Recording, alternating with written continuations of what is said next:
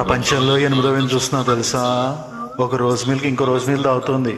చాలు చాలే, నేను ఎలా ఉన్నాను? ఆసమే. ఏంటి అంత అసహ్యంగా ఉన్నానా? సదురాని ముద్ద ఆసం అంటే అసహ్యంగా అదే అద్భుతంగా ఉన్నావని. సారీ బా, ఐ లవ్ యూ బా.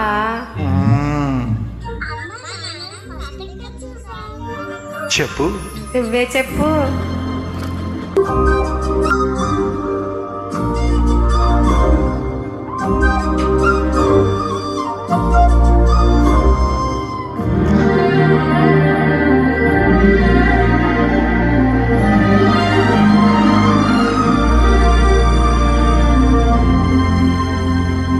ఏంటి బాధగా కూర్చున్నారు?